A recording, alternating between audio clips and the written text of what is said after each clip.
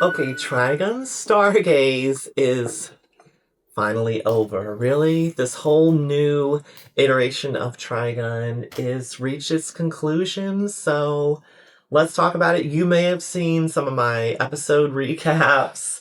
If not, that means you need to subscribe. Go ahead and subscribe to Anime Happy Tea so you don't miss out on the season reviews or the episode recap review reactions. With Trigun Stargaze, I'm gonna sit back. What you want to talk about? Oh gosh. Number one, sorry, I'm still when you said season was over, I still was a little I traumatized. I'm know. not okay with that. But that's making it about me. It's not about me, it's about y'all. So why don't we get started with talking about some of the themes? Because I think that was one thing that stood out in my mind about Trigun is that themes really had a central focus for this anime. So let's get started there. I agree completely. I thought Trigun is quite thematic, Yeah. or Trigun Stargaze and Stampede, but we're going to talk about Stargaze. Totally thematic. And I'll start with one that relates to, our central character of Vash, which is this notion of reconciliation or change, or, and specifically like character change, or like, and the impact that Vash has on people. So I'm saying a lot of vague things, but I'll give you some examples. So like Wolfwood, who's formerly known as Punisher, his character change, and he ends up acknowledging in this season, he's like, ooh, Vash is kind of special because he has such a positive outlook. He believes that people can change for the better, and that was able to help Wolfwood change for the better. Then early on in Stargaze, we had the puppeteer, but Vash knows him as Emilio, and he went from being like this super scary villain type character to later on he's playing with kids.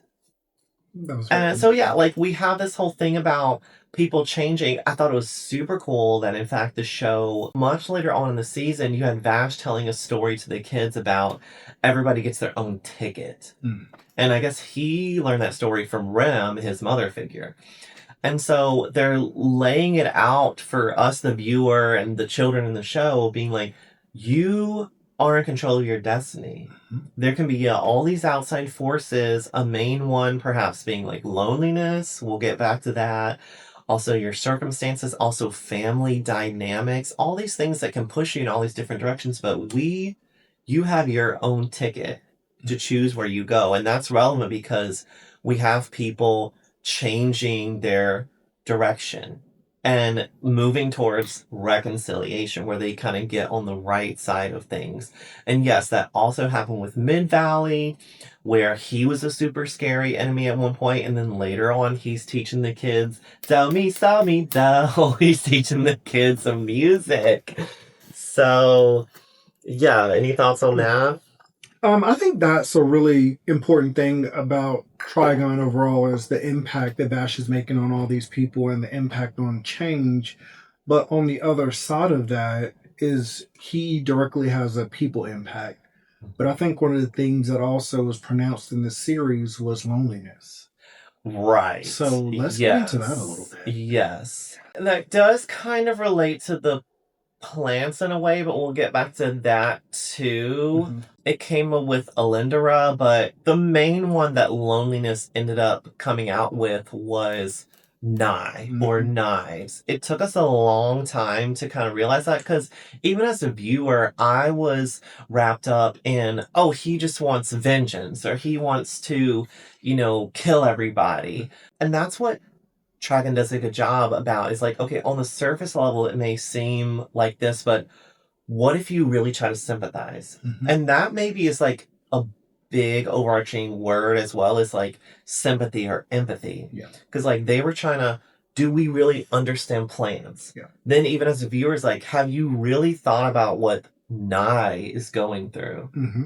And I'll be honest, like I didn't. And even Vash like kind of seemed like he realized, oops, I was separated from Nye, Yeah. and we learned that Rem had told Vash explicitly, like, don't let Nye be alone. Like, I think Rem picked up on some things about Nye. One thing kind of relating to the previous point, like, Nye has this view that humans are going to keep messing it up. Yeah. Humans don't learn. And what's cool about him, like as an independent, some of these people in the seeds, like, and Legato is an example as well, where they've read up on like human history, and Nye's takeaway is that like humans are going to keep screwing it up. I could see like, oh, if I was reading, things about human history, we've been on this planet a long time, you might come to that conclusion as well. But him and Vash have essentially opposing views on that. Like Vash thinks that people are capable of change, and Nye just thinks people are going to keep messing it up. But anywho, circling back to the loneliness, Nye has been alone. Nye, they're both without Rem. Mm-hmm. And he can feel what he feels about Rem. He kind of had some negative thoughts about Rem because of the treatment of Tesla. It kind of seems like Nye's relationship with Tesla, who's like their sister figure, Mm-hmm. is really, really impactful to him. We know that Tesla got vivisected, I think is the terminology they use. Like, and they were like, okay, she's dying. We can let her die, or we can almost like an organ donor situation. Like, we can use her body for science. Terrible. But of course, Nye is like a little kid, so to speak, is going to think that's horrible. Yeah. And it's not kind of that view of like a child's view versus like a grown-up's view. Yeah. And I guess 150 years have gone by, so in a way, you're like, Vash and Nye have grown up a lot. But all we're seeing is like, Nye wants to get vengeance. Nye wants to get vengeance because of what happened with Tesla. So he was this one that took us a long time to realize it, but he has been alone. Mm-hmm. Even though Rem was like, don't let me be alone. So Vash achieving that sympathy, that was a really important point as well. Alindra was another example, like she was alone. Livio is kind of an example of that too, like Livio and Wolfwood. Sorry, I'm kind of bouncing around, but these are all, their loneliness was such a big thing. And I mentioned it in one of my episode reviews, but I told you it made me think of Halt, where it's this like moment to pause so that you aren't reacting like off of emotion or something, to ask yourself, am I hungry? Mm-hmm. Am I angry? Am I lonely? Am I tired? These are things that can compromise you. And with this season, they're showing how the impact of loneliness. And so, yeah, sorry. Alindra really thought she had a connection with Knives, I guess I'll call him in her perspective. I don't think they did, but like what did you say? You're like, Knives kind of didn't really let people in. No. And he chose people who had a different aspect of loneliness in their existence. Mm-hmm. But he never opened himself up. So those people follow him because, from that perspective, as a loner will follow something different and they're more willing to find, a more kind of sometimes, what do you want to call it, a more amplified pathway or a more negative aspect because they can see like them being lonely as a result of somebody else's doing, not necessarily of their own. So I think that had a little bit more for me of a moment of he did surround himself with people who were alone. I mean, Mid Valley was alone. He was kind of being like a mercenary. Legato was alone. Yeah, I don't know. There's a lot of people related to Conrad, like what Conrad was doing, and even Conrad was kind of doing his own thing. Conrad was trying to figure out a solution for the humans having to use plants. But it resulted in him experimenting on children and stuff. So Conrad's kind of doing his own thing. Legato's doing his own thing. Alindra is another independent. And then that brings me to the plants. Yeah. Because at the very end, they come back to, okay, why might there be the symbiosis with plants and humans? They didn't really use that terminology. That's what I'm saying. It relates to this thing of trying to sympathize with the plants. It was asked multiple times, like, do we really understand what plants think and feel? Because there's also this concept of trying to communicate with plants. Vash being the one who is most capable of communicating with plants, but even he confessed like that he didn't really know what they wanted. And Knives is sort of like saying he knows what they want, but then he's being hypocritical in using up a lot of plants. Yeah. and saying that the plants need humans and humans need plants, like it is that very symbiotic relationship. That, I think yeah. it's kind of built into That's it. what Meryl and Alindra, the two of them sort of simultaneously had a breakthrough about loneliness, where Meryl realized Alindra was lonely. Alindra realized she was lonely when Knives rejected her. Mm-hmm. And so then they're both able to think, maybe the plants just don't want to be alone either. Hmm. So the humans, yes, use the plants, but the plants don't want to be alone. And we saw the plants come to the rescue, come to the aid of mankind. Yeah, which was a beautiful moment. And also, we'll talk about that song at another point. That song still gets me. I think another thing that stood out to me, and especially in the final episode, was talking about martyrdom. There's so much biblical imagery in Trigun. Mm-hmm. I honestly think it works really well for, I'll say, like an American audience. Like, America is kind of Bible obsessed. Like, I think it works well to have so much biblical imagery. It also instantly creates allegory and metaphor. So, you have Wolfwood coming in and he's like quoting scripture and he's literally carrying a cross all the time. Then eventually we have Livio who has the 3 crosses. Try Punisher of Death. He had the 3 crosses. Easter, okay. I know. Behind the scenes, we're recording this on Easter, so it's like kind of funny. Shonday. Yes, but so the scene where they had like practically like a Golgotha like crucifix, 3 skulls moment was super awesome. Again, we have Wolfwood quoting scripture. So the whole time I'm watching, there's multiple times when I think, who's gonna be sacrificed? Yeah.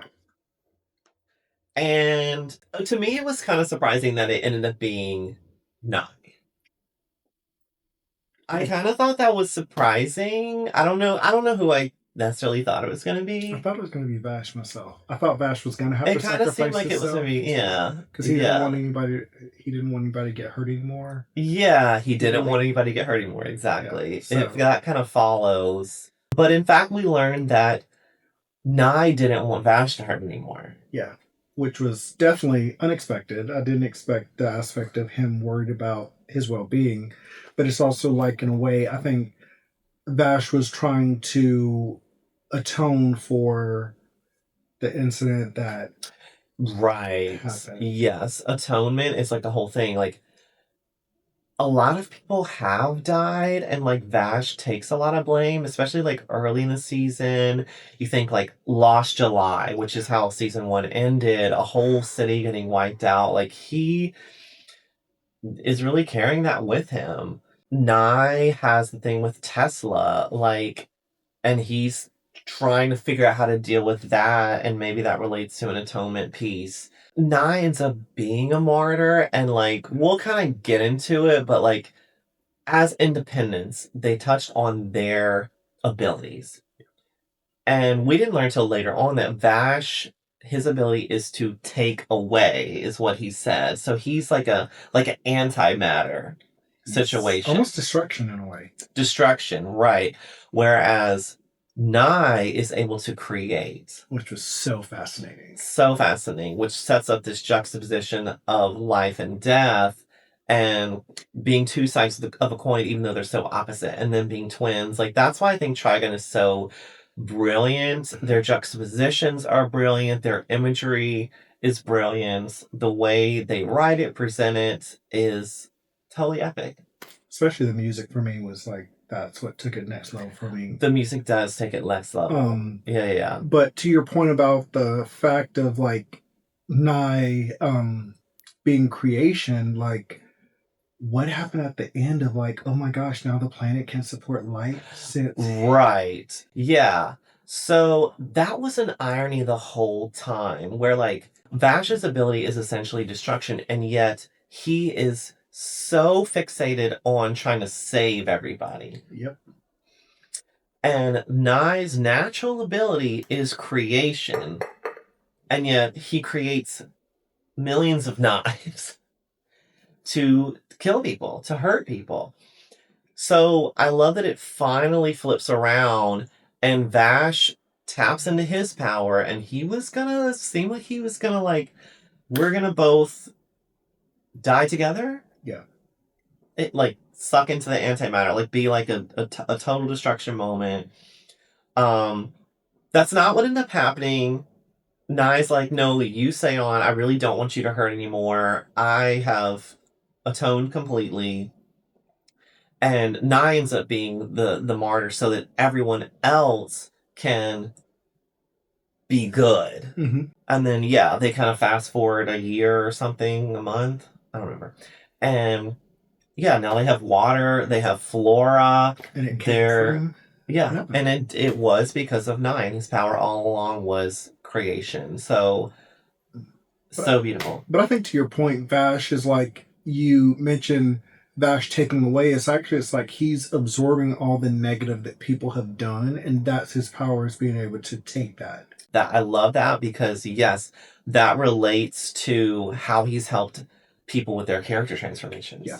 Kind of Because like easily. He didn't even really have to try. yeah, because now in reality, he created a different person than those other people. He created the bad guys. He created the puppet master, who is actually Amelia. Like he created these things where Bash has absorbed that negative and let them be back to their central state. So that's the interesting part. Yeah. But I love that. Let's talk about the cycle of violence versus found family. I thought that was a very interesting perspective. Right. Because especially the cycle of violence, yeah, comes from Millions Knives and all of his people, his guns. So there's been like this destruction going on and Tesla got hurt and Knives is like, I'm gonna make people pay for it. There's a fleet coming to rescue them. He's like, oh no, I'm gonna kill all them too. So it's like just repeating like destruction after destruction after destruction, death begetting more death. It goes back to those differences in philosophies that I mentioned, where like Nye doesn't believe humans are capable of better, whereas Vash does. He's like, if you give people time, give people grace, they can do better. I thought that was very, very good point. Yeah, and so that's like breaking that cycle. But Trigun Stargaze was effective in showing us that change. Like, yes, it's only 12 episodes. Yes, the pacing can be kind of fast, but we did get to see character transformations even in this one season. Yeah. I thought that was very, very important. And I think for me, is like that piece of all those people who were trying to kill Vash at one point end up being part of his family dynamic. Right. Which is really beautiful. So yeah, that's a funny irony too. They call him Vash the Stampede. Like trouble follows him everywhere he goes. We as a viewer know it's kind of a misunderstanding, yes. But you're right. Everybody turns around, and then in the final episode, you know, Meryl as our journalist, this whole time, she's like, let me set the record straight. Yeah. Yes, there was this complicated thing going on. We got Vash, we got Nye, we have these independents, we have these plans, da da da da da. But as complicated as it was, those people saved the day. She's like, let me set the story straight. Vash the Stampede was actually y'all's hero. Even Nye, as messed up as he was, as much blood was on his hand, he still saved the day. Yeah, I think that was important. So, let's talk about some stories. Yeah, okay, because I mean, we touched on some of the themes and already got into the story quite a bit, but maybe I'll just kind of work in chronological because you gotta remember, we started off with Vash looking terrible. I mean, he was almost unrecognizable. I'm being Vash just playing the one note on the piano because I'm stuck. Yeah, we had his long hair, terrible outfit, going by a different name, Eric's. And Hopper was taking care of him. And so that's like a story I wanted to mention because it was a tiny little thing. Hopper, he doesn't get to stick with us because he dies, but his story was so beautiful. And it actually, okay, the Hopper, now that I'm thinking about it, it connected to season one. It connected to Lost July. It was kind of tying up because we had Lost July and then Stampede was done. So it was a carryover to be like, let's process that sympathy thing. We get to see the impact Lost July had on somebody. Hopper lived in Lost July with that lady Eric's, and he cared for Eric's. She was a blind lady. She couldn't see how ugly and scary he was. She just knew him as her caretaker. So Vash is like Devastated. devastated, Yeah. thank you, after Lost July and deep depression, and then Hopper gets to like take care of him and kind of pretend like Eric's is still there. So that was great that connected to the previous season with Stampede. But that leads us into like our first epic fight, epic battle. And this is what Trigun, but I'll say Studio Orange. I love the CG animation. You are gonna get battle sequence stuff that would be super difficult any other way. Like, I'm sorry, like, to do this hand drawn would be just insane. But you can do it with CG, and you have like complicated backgrounds. Every frame is overwhelmingly gorgeous. They're flying by super fast. Character design can be so detailed. You can have so much detail and so much action, stuff flying. I mean, we watched it and we were like, what? Like, It was, all the action scenes were very impactful, and especially with Hopper, I was like, oh, that's how he. Right, because his body was really like, I was like, why is he like that? And he seemed like, I don't know, almost seemed like he was messed up, but no, that's how he's supposed to be. He was this gauntlet who could fly at you like a torpedo. It was so, so cool. And they hit us right with the emotion with that early story with Hopper. And so that leads me to this point of like, talking about how Trigun balances those elements. I say it's like a quintessential Trigun thing to have humor. Yes. To have little moments of humor, whether it's like, oh, Meryl accidentally running over Wolfwood, or, you know, Millie being silly, or just Vash being silly. Like, any of these various silly moments, they sprinkle that because we have really, really heavy stuff. I mean, what are we talking about? Life and death, martyrdom, empathy. We're talking about really heavy stuff. And so they sprinkle in some humor, but then they also give us like really, really epic action. Some of the best action that you're gonna see for right now. And that's what makes this like really a modern day anime. You gotta have your action sequences like top tier. It's what people talk about on the internet. It's a hot topic for reviewing stuff, is the visuals. This is a visual medium. I think what was interesting about even the fight scenes is they all had an emotional element to it, where some of them I was like, whew, after that episode, I'm going to take my antidepressant because, wow, I am overwhelmed. But then I'm like, but that fight was so great. And then the height of like, it just, the way it was woven was so beautiful. And for me, a moment that really stood out was my girl Millie learning to ride a motorcycle for the first time when they jump on the arc. And I'm just like, I know, that was hilarious. So great. And so also, guys, make sure you put down in the comments if you think my husband should allow me to get a motorcycle. I think I can do the same thing on my first try. So right, that was Millie's first try. Yeah, but that was one of my favorite scenes of the season. That just was so good. It was because they even told us, they're like, "This is your first time riding a bike," and she's like, "Oh, I'm gonna jump off of a desert worm onto a spaceship and land it successfully with Meryl in tow." It was hilarious, so good. Yeah, but yeah, that led us to like them fighting Legato. I mean, Legato was very scary. We got to kind of have at least 2 run-ins with him where he was fighting Vash, and like we really got to see his ability where like he has like this telekinetic thing. Like he can totally control everything about you, which makes the battle seem like super one-sided. Yeah. And it was. They made it seem like he actually could have killed Vash. Yeah.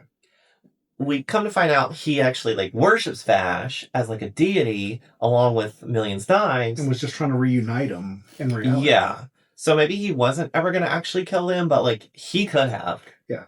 But mine was, he had to hold him still for this crazy amount of time, and that ended up like a glitch is like maintaining eye contact. Yeah, it was, that was whoa.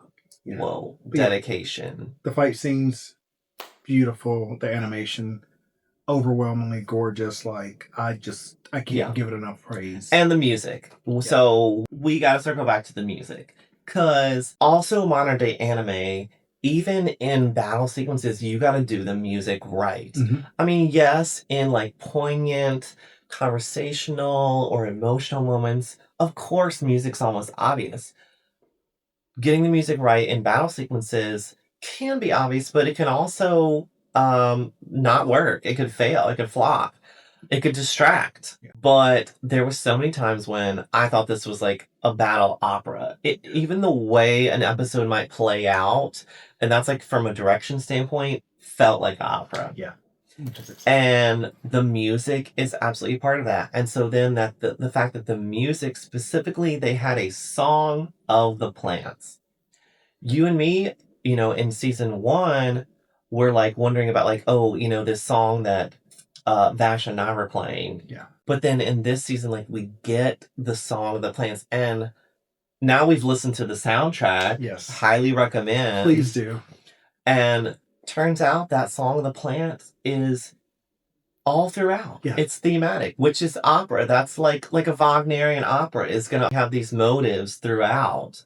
And they kept going back to it, and I was thinking about the soundtrack. I was like, oh, I didn't realize they put it there. Oh, they didn't. Oh, Yeah. This is... So that's the thing that makes Trigun next level. It heightened everything visually that you were experiencing, made you feel a little bit more from the battle. So. And so then when it culminates in Meryl playing the Song of the Plants, we find out from maybe Alindra, somebody who says that Nye or Millions Knives has been trying to communicate with the plants through the song.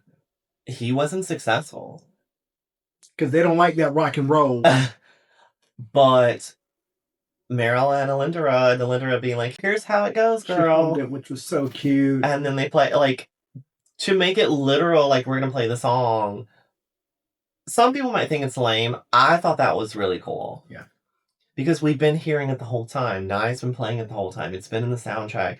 Here they are actually playing it. And it does connect to the plants. The plants are able to help mankind, help out these independents, solidifying that there is a relationship there.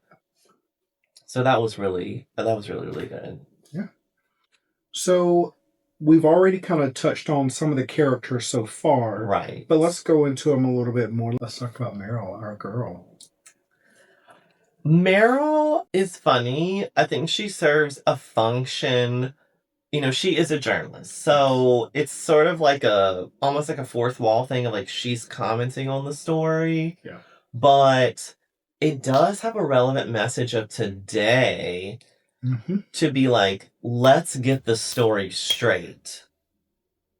And she speaks on the importance of that. And they put themselves in serious danger to document what was going on, to get the story straight, to try to sympathize with all different kinds of people. And so that's Meryl's role. She also, gives us some comedic relief.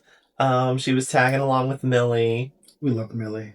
Millie was kind of like that dumb humor in a way. She was less like slapstick or less like dumb than I anticipated, because in fact with Millie I thought it was cool that we got to learn that her family, they raise worms. Yeah. And they are able to understand them. Like Millie's like, I know what the worm is saying. And that also, because they have that knowledge of raising worms, we as the viewer got to learn that worms have this instant communication thing. Yeah. When one of them experiences something, they all experience it simultaneously. And moving forward, that's going to allow various people to be able to communicate almost like a cell phone situation or something, like a instant message. Like, I don't know, it's going to allow them to communicate. That connects to Zazie. Zazie didn't feature very much in Stargaze, but the worms came in clutch at some key moments. Yeah. And Zazie never really took sides. Yeah, I maybe don't have too much else to say about Zazie, but I was glad that they brought back the worms and it connected to Millie and all that good stuff. What about Wolfwood? I think we covered a lot about We him. did cover a lot about Wolfwood. There was a lot more about Wolfwood, and maybe I should have said this at the beginning of the video. Trigun has a lot of depth, and Stargaze has a lot of density to it. So, and Wolfwood is one where he's got his whole backstory in the orphanage connecting to Livio. That's another thing with the Song of the Plants. Apparently the people at the orphanage were singing the Song of the Plants. And Wolfwood connects to Conrad. They're able to take those potion medicine that like heals them, but we got to learn like I guess at any given moment, like the potion is gonna like backfire, Yeah. almost, and like nearly kill you, like really bad. And I guess that happened. So like we got to see Wolfwood like almost die. Yeah. We thought he was gonna die. Like there that one particular episode, which was quite operatic. Like literally, he's having his like swan song, and he's like, "Psych! I'm just trying to nap." Me. Yeah, I'm not dead. yeah. I'm just sleepy. But no, I thought he was a great one. So we've talked about on the other side with the antagonist, we've talked about Nye, we've talked about Legato. Let's talk a little bit about Mid Valley, because I don't think we've mentioned him as much. Yeah, Mid Valley got a little bit of story, like, you know, a little bit of backstory. I was terrified during that battle. That was another thing that connected to music. Yeah. I thought it was hilarious he's playing saxophone. Personally, saxophone is kind of egregious at times, and so it was hilarious that it was actually a weapon. Switching back and I swear he was switching back and forth between tenor and bari saxophone. Doesn't really matter, but like I don't know. I thought it Our was music people comment on that. yeah. So, but the sound waves of like it can shoot out like he had an unavoidable attack. Yeah. That was really, really cool and really, really scary. And it was totally a reconciliation thing where Wolfwood, who knows him from the past, is like, bro, you don't gotta be like this. You don't have to walk this path. And Vash even appears at a moment and they're all like, it doesn't have to be this way. Which was really impactful. And that which connects to that theme of like you choose your path in life. And that was a moment where Mid Valley got to rethink his path in life. And he became one of the team. And then he's teaching music to the children. So besides me being obsessed with Trigun, what are your final thoughts on it this season? Final thoughts. One thing that I would want to mention because I put out, you know, episode reviews and stuff that comes up, and even if you do searches online, it's the thing about expectation. Trigun is a series where it has material that's already been put out. There is a whole manga series that's like over 30 years, like 30 years old at this point. There is an anime series that's nearly 30 years old at this point. And people remember that, especially like millennials remember this material and hold it in their heart and it has nostalgia and they've gotten to, especially if you have the manga, like you can practically study it. Or if you grew up and you're like a teenager seeing the show on TV and like maybe you've rewatched it, like you have this connection to it. And so Trigun Stampede and Stargaze, like there's going to be people who come into it with expectation. Yes. So I kind of wanted to touch on that. Yeah, let's talk you know, and I'll say I'm a big Ghost in the Shell fan, and Ghost in the Shell has a lot of material out there. Mm-hmm. And so I'll do the same thing. Like I've done it with, you know, The Matrix, for example. There's lots of material out there. Anyway, I try to appreciate something for what it is. But we can talk about some of the things. You know, you may think, okay, what about the pacing of Trigun Stargaze? They're trying to cram a lot of stuff into 12 episodes. Mm-hmm. Maybe they could have had a 13th episode. That would have been kind of interesting. 13 is like a notably unlucky number. Like, I don't know. That would have been kind of interesting. But anywho, I remember it was like episode 6, I want to say, where even us watching it, we were like, whoa, whoa, whoa, this is going really, really fast. Yeah. So there is definitely some truth to that, but you can also say like, okay, there's really no filler at all. Yeah, no. I don't think that's a bold claim to say like every moment matters, and that's an indicator of good writing when there's no fluff. Yeah. It's like, you know, can you say that of the previous series? I don't know, but you can say of Stampede and Stargaze, there's no filler at all. Like, every moment matters. So, any thoughts on pacing? I thought the pacing was fine. To your point, I do think there were moments where I was like, okay, we are speeding up. And then I thought there were moments where they kind of, not that it was filler, but they let a story develop a little bit more and they kind of let it breathe and then went to it. So I didn't mind the pacing because I've never read the manga. I've never watched the previous anime, so for me, I'm coming into it with a new set of eyes, and I was like, okay, this is good. Yeah. It's enough that I enjoyed this episode, but it's enough that I'm excited about the next episode. Yeah. So I think the pacing worked as far as building anticipation and appreciation. So for me, being someone who hasn't experienced anything previously, this worked for me. And But that's just my perspective on it. And it certainly is like intentional. Yeah.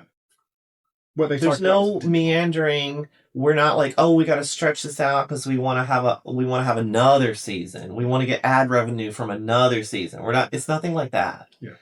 Totally super intentional. Yeah, there were some times when it felt like fast. Like I was even thinking, you know, because Knives was like kind of obliterated at the end of season 1, and so I was like, okay, it can take some time for him to come back to life, but I guess maybe like Jesus, it was only 3 days, and now he's back. So too soon? No, but even more important is I said like those things happened 30 years ago. Mm-hmm. The last show was like almost 30 years ago. Anime has changed so much. Audience has changed so much. Even when you think about producing video content like we're doing with this video, you think about maintaining people's attention. Mm-hmm. And so the faster pace kind of aligns with like a shorter attention span, does it not? You have modern storytelling. Yes. How you balance humor and emotion and action and like how they're doing that in a modern way that again meets that modern audience. We also have new modern technology for producing this visual media. And so it's like that's another way, a reason to appreciate Trigun Stampede and Trigun Stargaze for now. Trigun the manga was created for now as well, but that was like that was then. To your point. This is now. You made a really good point. To me, I'm like, this is a modern way to do an opera. It is. It is. It is. Which that gives me my question, like, what do you think about a live version of this? It's a lot of material. I mean, I'm not... Well, okay, let me give a disclaimer. There are certain live actions that I will never get into and never watch. Beauty and the Beast. But I enjoyed it so much, I'm more willing to be open to it. You know what I think they could do it like? If anybody's watched Shogun, award-winning series. Also, I mean, it happens to be Japanese content, but not that Trigun necessarily reads super Japanese in its visuals. I actually don't think it does at all. But if they did it like Shogun, like I would be into that's another 12 episode thing. I don't necessarily think they could do Trigun like as a single movie. It's too much content to cram. It like that would be even tougher than like doing this series. But yeah. I'm open. So, but that's kind of my thoughts, because that's like the most common thing that comes up with Trigun is people comparing it to previous stuff. And I guess my argument is essentially appreciate it for what it is now, that it's coming out now for this current audience, using current technology, current animation, current storytelling. And look at all the ways that we're saying it's elevated. These juxtaposition of light and dark, life and death, music elevating it, the artistic. These are all like appreciating it for what it is now and not comparing it to something that, in fact, you can appreciate the manga on its own as well. You can appreciate the 1998 anime on its own. Yes. And you can appreciate Stampede and Stargaze. If you don't give them a chance, you can't appreciate it. Preach. But yeah. Apparently that's it for this current iteration of Trigun. Ooh, okay. I say watch it again. It's so dense. I'm gonna watch it a couple times, again, just so you know. There was a couple of the battles where like we have to watch them again. I need to learn to sing the song The Plans. He knows music is like I do music, and he's like, yeah. So I gotta learn to sing the song The Plans. Sorry, I don't have it ready to go for this video. We're gonna work on it. But that's it for Trigun Stargaze. Anime makes me and you, anime makes us happy, and that's the tea.